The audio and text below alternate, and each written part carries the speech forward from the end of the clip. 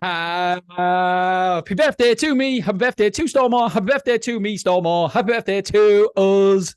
It's 7 years. So it was when this episode is going out, it's 7 years yesterday that we opened Stormore. And by hell, we've had some ups, we've had some downs, but mainly it has been beautiful. Don't get me wrong. There's been challenging times. And as it happens, we've just had one of those challenging times right now. And I'm going to tell you all about it. Basically, long story short, Angela, we've somebody hacked our website 2 days ago, and the whole website was down. Couldn't get any quotes or anything. So frustrating. One day, probably missed out on a couple of reservations, which is equal to about £2,000, £3,000 for us. So not great. And then Angela found something else out, that somebody had damaged a container in our yard. Yes, a container. So Willoughby, the 7-year-old site, has got a 30,000 square foot building, mezzanine floor, another 30,000 square foot on top. And we've got 52 containers in the site. And Angela told me today that somebody had left their handbrake off when they pulled up to the indoor storage, and the car rolled back and smashed into a container. You saw the guy running after the car. It was hilarious. But the problem is, it moved the container. It smashed into it that hard. It's physically moved the container. It's knocked it off the blocks. And the customer didn't tell us. Obviously not, because he thinks, what's anything? You know, it's at night. It was on Sunday evening. And, and we've had a customer come in and said, Dean, my television is damaged. Not Dean, but Angela, my television is damaged. I don't know what the hell's happened to my container, but somebody's moved my container. I'm like, nobody can move your container, mate. It's impossible. And he shows his television smashed. Some other little things have been smashed. And so, yeah, what I'm going to do is tomorrow's newsletter, I'm going to put it in. So that means it is on Thursday's newsletter. So if you want to see the video, make sure you subscribe to MrSelfStorage.com. It is hilarious. If it wasn't me. It's funny for you guys to watch, but it's not great. Well, it is still funny for me. You can see the guy realize he left the handbrake off, and he's sprinting after the car. He don't get there, smashes into the container, damages the container, and also breaks some stuff. So that is just one of the little things. And believe it or not, that's not the first time it's happened either. So that's just one of the things that happen in self-storage. So there's good times, there's bad times. And ultimately, it's been amazing. So what I'm going to quickly do, first of all, is run through my revenue in year 1, year 2, year 3, year 4, year 5, year 6, year 7, and show you the growth over that time, because I think it's important sometimes to look back and appreciate where we've come from.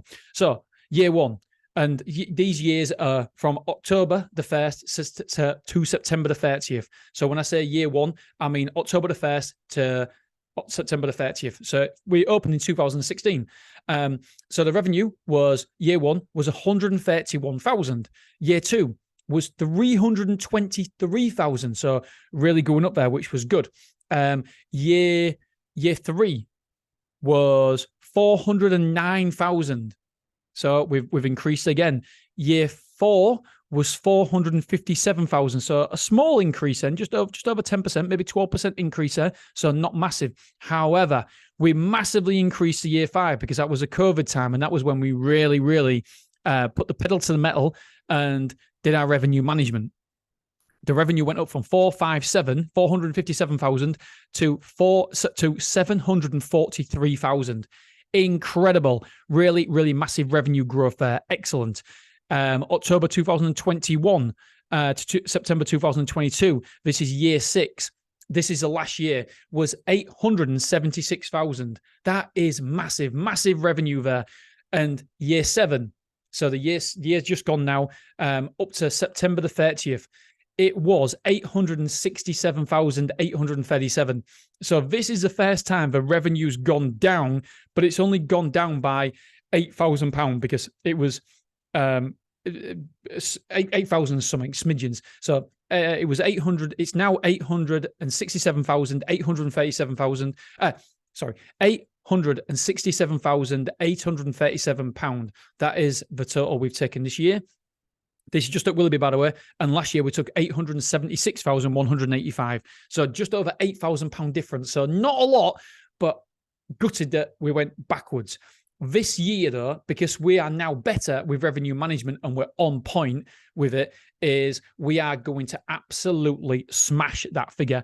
I believe that we will be over £900,000. I'm absolutely convinced that this next year we'll be over £900,000 our revenue. So we'll increase again. And then hopefully the year after, we'll hit that elusive million. The £1 million is the target this year. However, we're some way off. And don't forget, by the way, there's another £26,000 every single year added onto this because we rent out part of a building to a gymnastics company. So if we include that, then we've nearly got to 900,000. So yep, some really incredible growth there. So we're at 867,000 after years. Well, up to year 7 was the year 7 trading was 860,000. So I'm over the moon with it, but I think it can be better because you learn all the time. You never ever stop. I've just done a podcast on Motivated Entrepreneurs, my daily motivational podcast thing. And I always say the best investment you can make is yourself. So not forget necessarily, but forget for me, forget all about the stock market, invest in the stock market. For me, you want to invest in yourself, because if I invest in myself, £50,000 course or a mastermind 50 grand or a course at £5,000, then if it has just a 1% increase in my revenue, then it's made all the difference in the world, because that's 1% revenue increase this year. And then it compounds again, because next year will be I'll take the tools, I'll take the learnings, I'll take the education forward for the rest of my life. So yeah, I massively believe you need to educate yourself, invest in yourself, because it's the best return on investment you can ever get. Even if you're not a business owner, if you're a salesman or woman or person, then invest in sales. Take a sales course, because it might cost you £2,000 that course, but I can guarantee you that will change your earning power, because all of a sudden, if you improve at sales, your commission will go up. But not only that, you'll be able to demand a higher wage. And so please just remember to invest in yourself. Anyway, so that for me, the revenue growth from year 1 to year 7 is absolutely incredible. Don't get me wrong. There's been some hard times, really, really hard times, because we've done shop fits over, I think it's 7 different phases or 8 different phases, because we couldn't do it all at once because we couldn't afford it. And it was so difficult at first, because the rent when we first opened, it's more now, but when we first opened, it was £150,000 a year rent. The rates, I can't remember what the rates were when we first opened, but it was about 40 or 50 grand. So you're talking £200,000. Then you've got the electric, and was on a high rate because of the building, what it was before they had meters, etc. in, and it cost an absolute fortune, nearly £30,000 a year. So before you even open, you're talking of running costs of over £250,000 before we're taking a penny. So year 1, the running costs, the revenue was 131,000. The running costs just to keep the place open was 250 grand over. And then you've got the repayment of loan as well. So in year 1, you're looking at losing £200,000. And then year 2, you're taking 323,000. But again, on that, and this is ex-VAT, by the way, on that, you've still got all the expenses, and you've got to look at doing phase 2, phase 3, phase 4, and you've got more capital outlay, then you've got more finance. And so I'm not saying that nobody should do it. You should do it. You should really do it, but you should do it with your eyes open, because I didn't have my eyes open for 7. The biggest learning of these 7 years is understanding cash flow, because I just thought, yeah, do you know what? We'll open it up. Here's my running costs. But I didn't take into consideration that I would take no money. I mean, it sounds stupid now. I would take no money in the early years, and therefore I would be losing money for 3-4 years. I didn't take that into consideration. I remember having a bill for £60,000. I talk about this loads, and I had no way of paying it. I had 14 days to pay it. I had no way of paying it. Or was it a month to pay it? Anyway, I had a bill, and I had no way of paying it. I had no money in my account. I mean, very, very luckily, I don't know if you all know Betfair, but Betfair used to sponsor my podcast. And I used to get just over £30,000 a year from sponsorship from Betfair. And what did I do with all that money?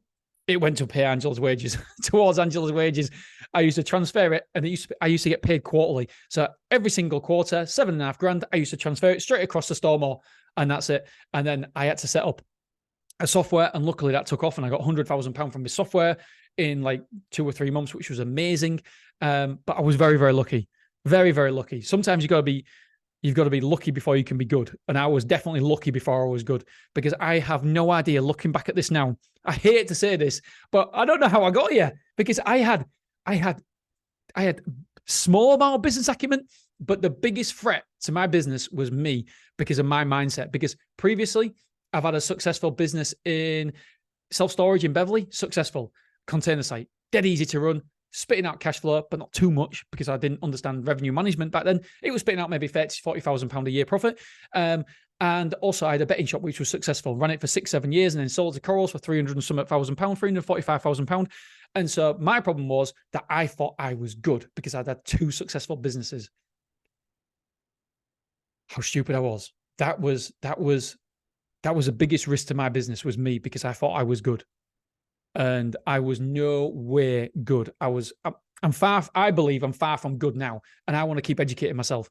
But you don't know what you didn't know. And I think like that we got very, very, very, very, not, another business owner I know I speak to most days says he hates the word luck because you've got to put yourself in the position to receive the luck. And so maybe luck is the wrong word, but I felt incredibly, well, I do feel lucky. No way, shape or form about it. I do feel lucky because to create a bit of software, I suppose then you need a bit of skill to create a bit of software. You need the audience and stuff. I had 60,000 people listening to me on the podcast, and yet we sold it. A great bit of software, but without that, I don't know what I'd have done because I was overstretched. And so, yeah, looking back, 7 years, it's been great. I've learned so many lessons, and I've taken these lessons now into Mansfield and into Clough Road. When I opened Clough Road, there was no stress at all because I did my cash flow forecast. I realized that I'd be losing money. I did a monthly cash flow forecast, so I knew how much best case and worst case and middle case that I'd be losing. And I planned for worst case, and it wasn't nowhere near worst case. So we had enough money in the bank, etc., to cover all eventualities. And so it was stress-free. Why? Because I did the work before we opened. Mansfield, I'm definitely stretching myself more than I did at Clough Road, but I've still done my cash flow forecast, and I know the worst case, I know the best case, and so I shouldn't be in any major stress. Don't get me wrong, it's always stressful when you're developing a site and the capital expenses over £1 million, then it's always going to be stressful, but at least I've got the tools in my toolbox to plan out and do the cash flows, and also I've got mentors to help me do this as well. And so, yeah, it's a lot easier than it was. Look, I don't pity. Do you know, if I had a message to Dean in 2016, I don't know what the hell I say to him, because you have no idea the hardship, the hurt, the shit you've got to go through to get from year 1, 2016 to year 7, 2023. Yeah, there's so many ups and downs. It's great. Honestly, overall, I've learned so much about myself. Anyway, so this is all about saying happy birthday to Stormore. And yeah, really, really, really, really, really, really enjoyed it. And it's been an interesting roller coaster. And I will keep doing these revenue because I know people get a lot from these revenues. I'm going to do a post on LinkedIn as well. By the time this comes out, you should have heard the post. You should have seen the post on LinkedIn, because people get to map out what we've done in terms of revenue and compare it and contrast to you. And it gives you an idea of what you can expect. Because I don't think when we open, I don't think we did anything spectacular. Now we do things a little bit different. We're better than that. So if we open now with my understanding and knowledge and Angela's understanding and knowledge, I think we'd do better. And James's, by the way, and KTO's and Claire's and Jack's, we'd do better now. But yeah, at least you get to see behind the curtain of what we did in year 1, year 2, year 3, year 4, year 5, year 6, year 7. And we'll be doing that for Clough Road. We'll be doing that for Mansfield. I can't do it for Beverley because, well, maybe... No, I don't think. Maybe I can. No, I can't. I can't do it for Beverley because we changed softwares and we lost all the information. Anyway, hopefully that gives you a little bit of an eye opener into self-storage. A big indoor self-storage facility is very, very difficult. But do you know what? We're going to build an outdoor storage facility in public as well. So we're building in public with Mansfield and Clough Road, but we're also, because I understand that not everybody can do it with an indoor site because it costs a lot of money. But what you can do, almost everybody can do, is an outdoor container site. And I'm going to build in public. I've been on the phone today. So this is on Tuesday. I've been on the phone, and hopefully by the end of this week, we'll have a deal in principle. Some hoops to jump through at the minute, but obviously until it's signed, sealed and delivered, I can't tell you about it, but it is something that I can't wait to do.